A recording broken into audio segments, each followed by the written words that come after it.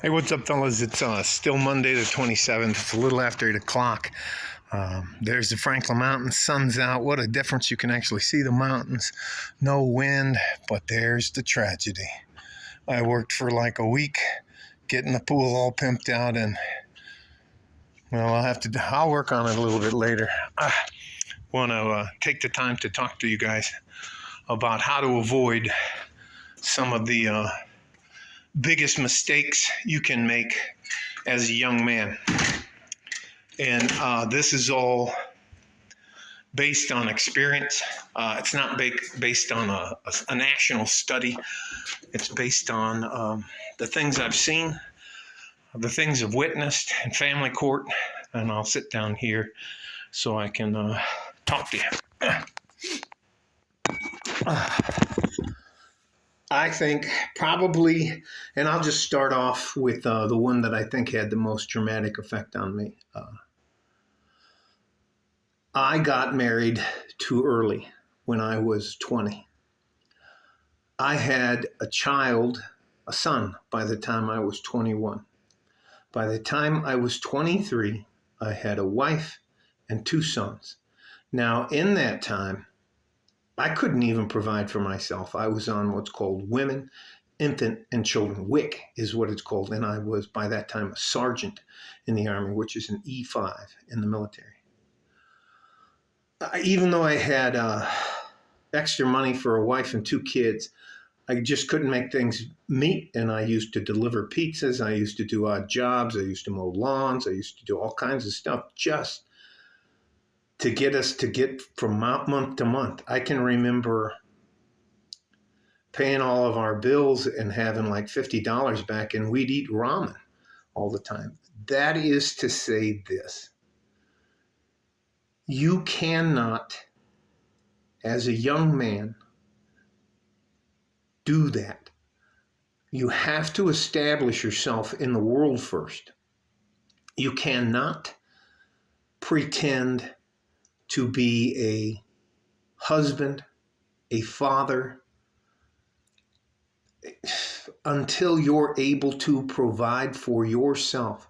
So at 23, I was carrying 3 other people with me, and I couldn't do it. And it made me it didn't make me become anything. I became a fucking shitty father because of it.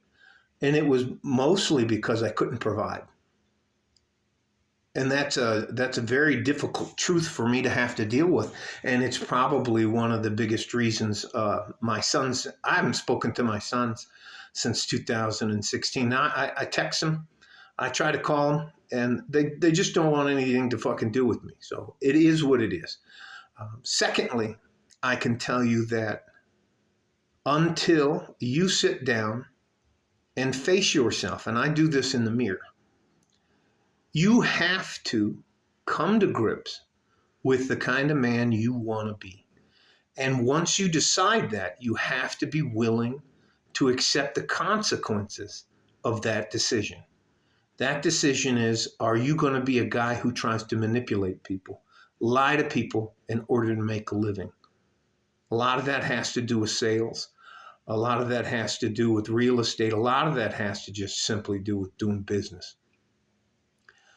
I personally believe that you can do business, be a business person, and still be honest and still make money. I believe if you build a good reputation within a community, that will last much longer than being known as somebody who manipulates, lies to make a buck, a quick dollar. Sorry, we probably don't call them bucks anymore. The other thing is you have to decide as a man how you want to live your life. Are you going to be honest?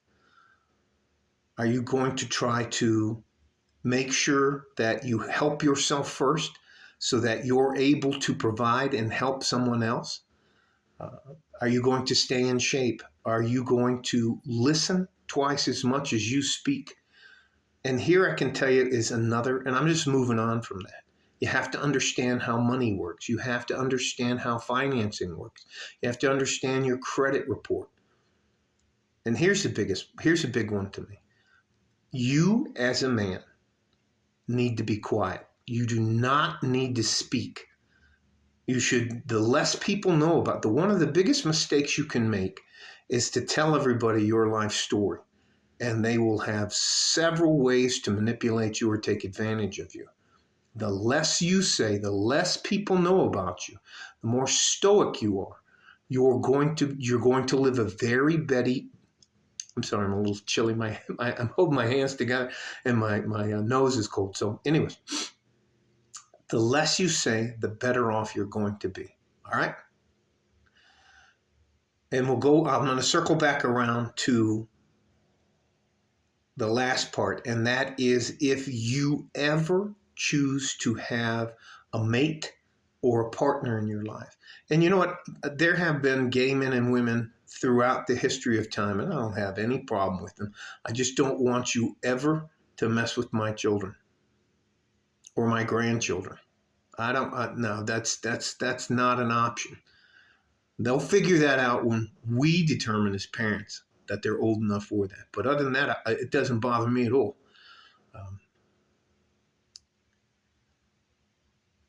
You have to, if you're going to have a partner or somebody in your life, I even think if you have a roommate, you have to sit down and be honest with them. You have to tell them what you expect out of the relationship. You have that right.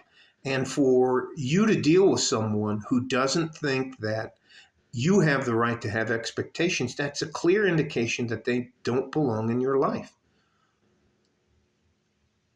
Many people will just show up at the finish line. You'll do all the hard work. You'll do everything to get where you want to go. And then this is person, men and women, won't buy a drink. When the check shows up, they're not offering up to pay part of it, their part of it, or anything else. They're just looking at you to pay the whole bill. You don't need any of those people in your life. If you ever decide to have a mate, whether it's male or female or trans or however they identify, you must have a prenuptial agreement.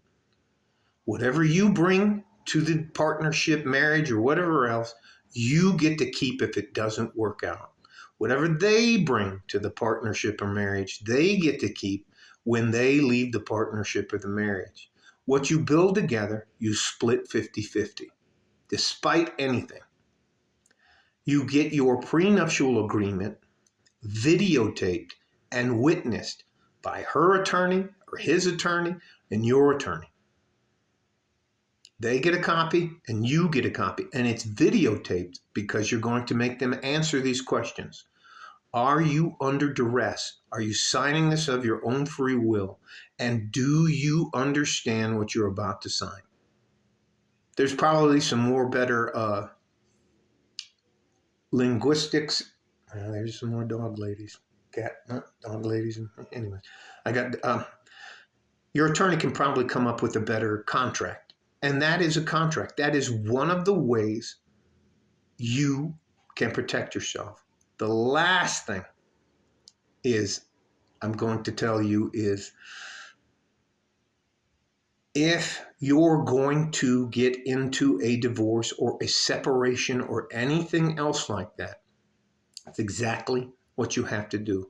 You have to cut all contact with that person till the legal process is done.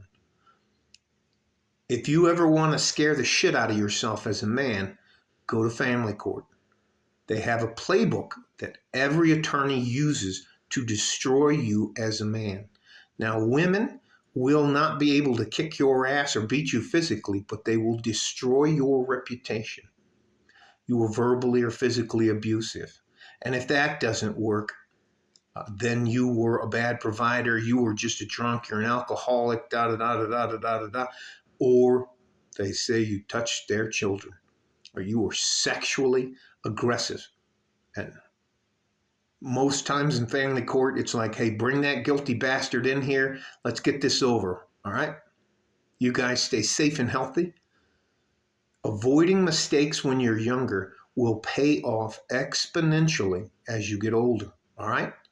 I'll do a separate one just for money. All right? Stay safe and healthy. Take care of each other if you can. If you can't, Take care of yourself. You have to take care of yourself physically and mentally. We fucking need you. Like a fart in a G-string. From West Texas, El Paso, I'm out of here. Bye-bye.